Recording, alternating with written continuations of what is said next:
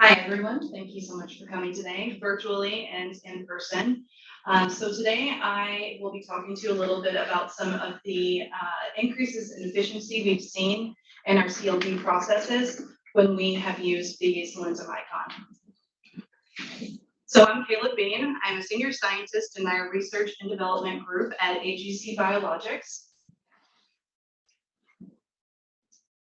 So I'll give you a little bit of an overview of AGC Biologics as a whole, our Chef One platform that we use. I'll introduce a little bit of the Solentim icon itself to kind of piggyback off of what Ben was just talking about.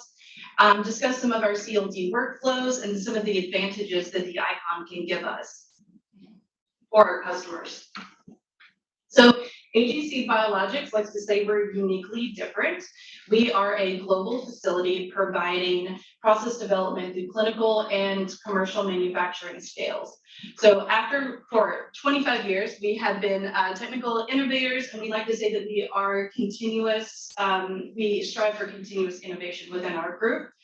We have mammalian microbial services, and we've recently branched out into the cell and gene therapy spaces. So we are very customer-centric, and we like to provide long-term relationships. So again, we have services from cell line development, cell banking, through process development, into GMP manufacturing. So a little bit about our global capabilities and our footprint that we have across Europe, Asia, and the US. So I'm headquartered in Seattle with our AGC Biologics headquarters, and we do mammalian and microbial there. We also have mammalian in Boulder, Copenhagen, and Chiba. Our cell and gene therapies are in Milan and Longmont, and we do microbial as well in, excuse me, and Chiba. So we use the Chef One expression platform at our company. It is made up of an expression plasmid as well as our DG44 cell line, serum-free suspension. And we have our own AGC Biologics media with specialized speeds and processes there. So we use this entire platform in order to get our clients the best possible product for therapeutics. So our expression plasmid has the EF1 alpha promoter region. Of course, we get very high constitutive expression. We do not have any MTX amplification needed, and we have very high survival and outgrowth from our microfluidic cell sorting system that we use. We also utilize the Solentim cell metric that you've heard about already for imaging our single cells. And we have a fully chemically defined CLD platform, so we have no issues later on. And of course, we have a full team of process development scientists that can further increase titers after cell line development. So this is currently our platform that we've been using. But again, in that idea of AGC's continuous innovation in the R&D center, we've been looking at a lot of aspects that most companies are right now. How do we shorten our timeline to get to MAB, a MAB product? So in some of the ideas that we've had, we've been looking at skipping our 24-well expansion work in CLD clone expansion. Can this work with our cell line? Can we push our cells past that to get them there? Would they stay stable? Would they stay healthy? Right? Thank you.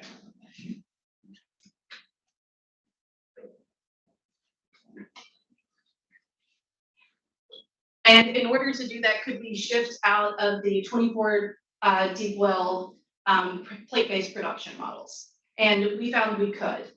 And we shifted more to a shorter timeline of a 96 well to a 6 well to a shake flask scale up. And that can be quite aggressive depending on the cell line.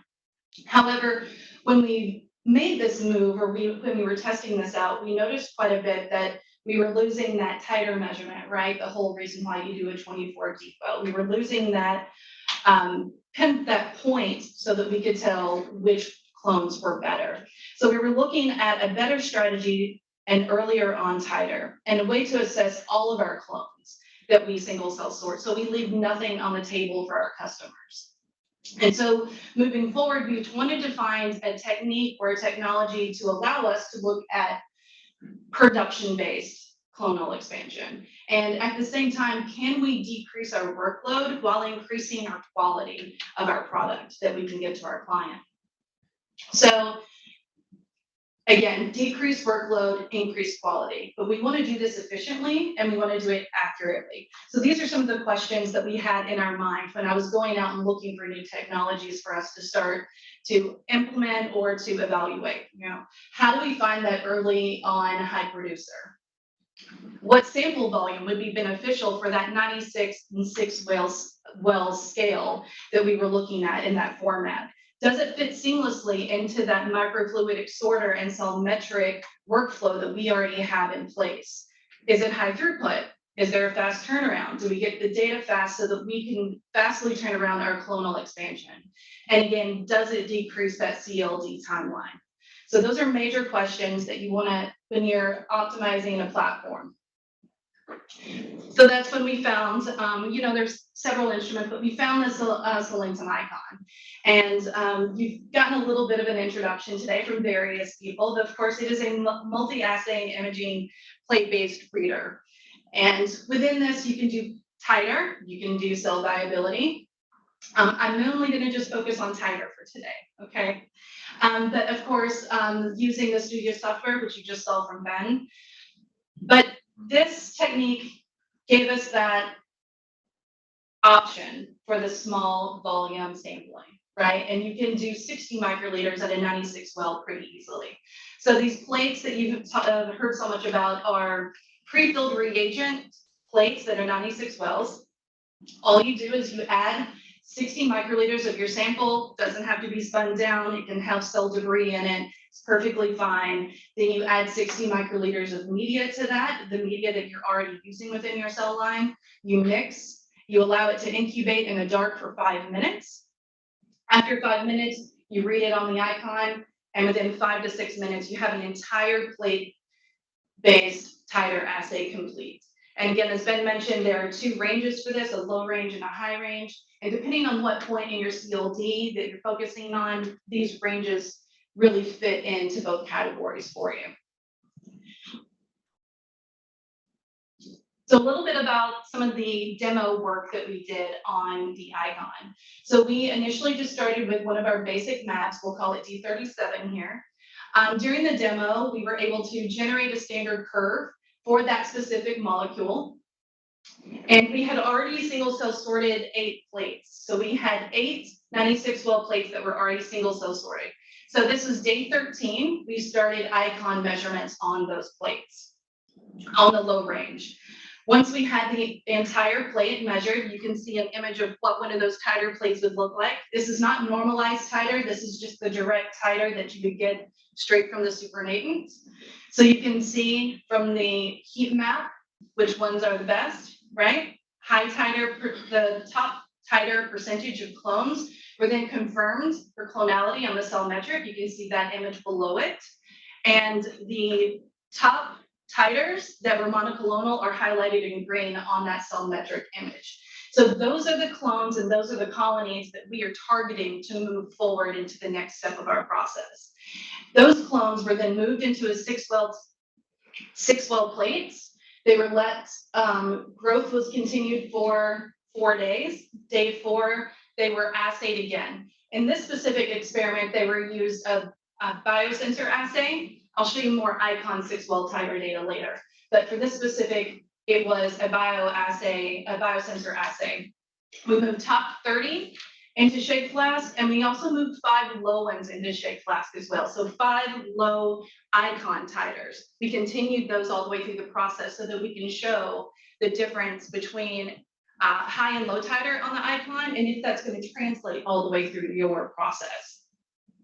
So we took those clones, they were passaged in normal stages, shake flask production models, fed batch, sample day 7, 10, 12, 14, and again, those were biosensor titer assayed. And this is what we found. So in our top 30, we were able to pinpoint high producers. And then again, our low producers, 31 through 35, that are in that red box, those have continued to stay low throughout the entire process. So it starts to confirm some of our theories about what we're going to be seeing using this process. So within this titer data, we're getting close to 3 grams per liter on a CLD level, which can be increased through process development.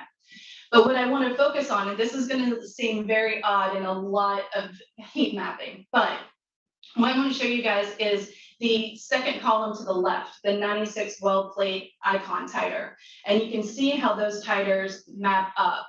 And I'm highlighting here how those titers from the top icon titers translated all the way through our process at the day 14 shake flask. If we moved on to the second step, it translates through the 6 well titer assay, that following this process, we can continue to see high titers and improvement across the board, and you end up with still one of your top 5 clones. And again, here, everything is heat mapped again to your shake flask production models and the titers that you're going to be seeing. And you can, again, tell that the high icon titers translated to the 6 well titers all the way through the shake flask production models. So it gives you very high confidence and that this workflow is achieving what you want it to achieve. But here's the interesting piece. Most cell line development is based off of cell growth and confluency numbers. But in our process, our highest titer clones came from low confluency wells, right? This confirms the theory that slower middle range growing clones are really your high producers because they're not worried about producing so much doubling time and cell growth. They're focused on producing, and you can see that here. And this is another way just to show the image. As our confluency was decreasing, our titer was increasing. And so this is a really great image to show that all of our top producing clones originated from less than 50% confluent wells. And we were able to see this data with the cell metric, with the icon, but it also gave us the ability to do work for our clients by not wasting energy on clones that were not producing. Maybe they were confluent, but they were not producing. So now we can focus in directly on the best of the best. So again, I mentioned that I was going to be talking a little bit about some 6 well data. Once we were able to work with the icon a little bit fuller, we went back and we did a sort of a smaller scale experiment where we wanted to focus in and do a lot of 6 well icon measurements. And so that's what this experiment is. So instead of 10 plates or 8 plates, it was 5 plates that were sorted. We went through the same process of confirming titer and monoclonality. And the titer cutoff is really subjective to the molecule or to your process. You can pick 35 and higher, or again, it's really dependent. That number is dependent. So then we moved those top 48 clones into 6 well. And then so we started doing our icon titer measurements again. And again, over here, I've heat mapped everything to show that as the titers increase, we're continuing to pick the best clones. Productivity is not decreasing through the process. But another way to show that is another graph where you can see that as our productivity increases, those confluencies keep going down. So even here, our confluencies at the 96 well level were between 56 and 40% were our top 10 titers. And it has increased the quality and the titer of the clones that we ended up selecting through the 96 to 6 well process by continuing it throughout the entire expansion. So just a little summary of that demo, okay? We did 8 plates in about 2 hours, right on the bench next to where we work every day in the CLD functional area. We didn't need to send samples out to an analytical department or come up with a submission. We were able to do it ourselves, turn around the data per plate in about 15 minutes. So that's how fast we were able to achieve it. And with all of that, we were able to demonstrate that the CLD strategy of basing it on titer versus confluency is possible here. We did pinpoint the highest quality clones that we were able to within those stable pools. They were stable pools. And we shortened the timeline with fewer FTEs. And within that shortening of the CLD timeline, you can see here I've depicted how removing our 24 well scale up and 24 well deep well model we're down to 5 days on an icon workflow at that stage. And we can achieve the highest clone titers in a short amount of time, higher than that of our previous models where we were doing the entire workflow and expansion period. So it really helps to streamline everything that we can do for our clients. So let's go back to those questions we saw earlier, right? How do we find those early on producing clones, early on titer assessment during clonal expansion? Doing it at every single stage really makes a difference.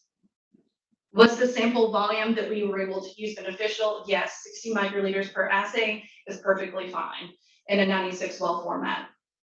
Did it fit seamlessly into our workflow? Yes, it fit directly behind our cell metric and before we would pick our top clones. Was it high throughput? Yes, in a very short amount of time.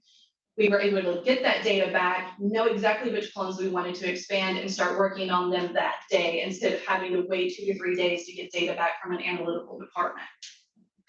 And of course, overall, it did decrease those CLD timelines efficiently, accurately, and with less FTEs than we would normally have used.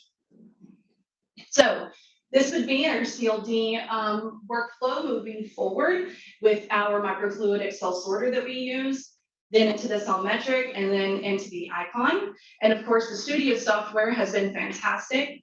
And we're still getting to know it really well, but the history tree and those manual transfers that Ben showed you are fantastic for helping you follow your clone all the way through the process.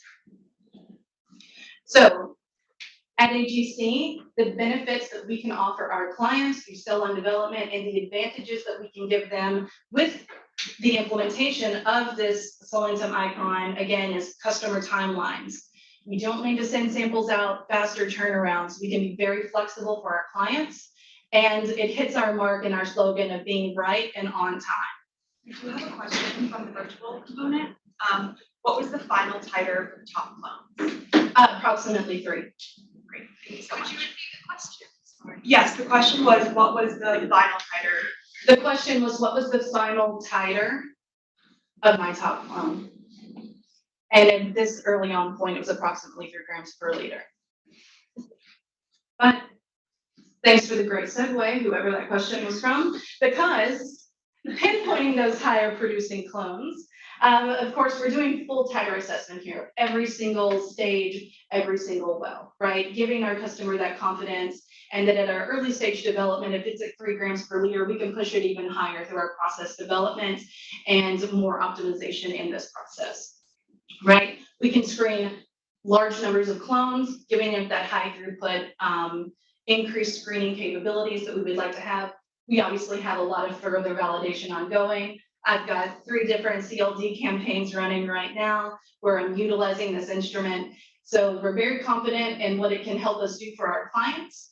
And the implementation of the icon into our CLD workflow has increased our efficiencies and our ability to pinpoint higher producers. So with that, thanks to everyone virtually and in person that's here. I'd like to give some acknowledgements.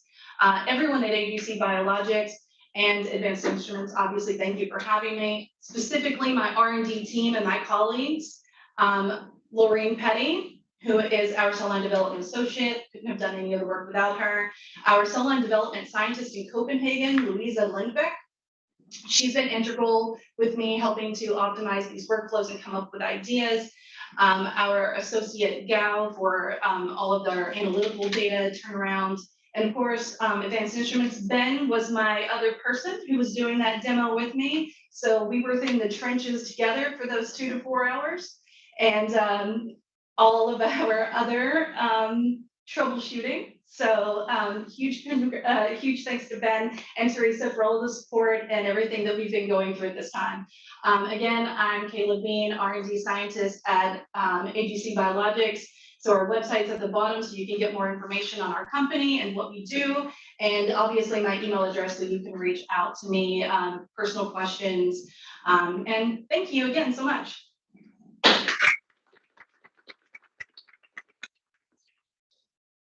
Yes. When you're doing your full plate screens for the titer, the clones that you're selecting to move forward, do you have a low-end confluency cutoff to eliminate poor growers? So the question was, do I have a low percentage confluency cutoff when I'm moving these forward? As long as the titer is high, I will try to move it forward, but I have noticed that in some of the work we've done, below 20% doesn't tend to survive very well. And I mean, that's pretty receptive. So below 20%, I would probably move on past that, even if it had a high titer on the icon. Okay. Hi, thanks, Kayla. I have a question regards to the Chef1 system. You are using EF1 alpha promoter. Have you done comparison with PCDNA with CMV promoter, and what's the advantage of the EF1 alpha that you found? Right, that's not within the scope of this talk, but we have looked into that, and we are looking at some other promoters for optimization. And currently we're still sticking with our EF1 alpha. Yes. So you mentioned you're sorting before. What markers are you using for sorting? For sorting, currently all of this marker, we did not use a marker for sorting here. These were all unlabeled sorts. So we would use a FIPSI labeled sort if we wanted to. But what kind of is what the marker is for FIPSI? Haven't done the FIPSI label, so I can't answer that for you. I can find out and let you know though.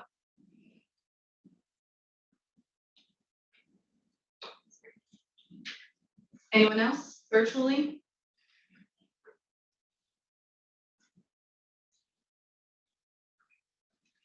All right, 10 seconds of awkward silence, and we're good. Thank you, everyone. I appreciate it.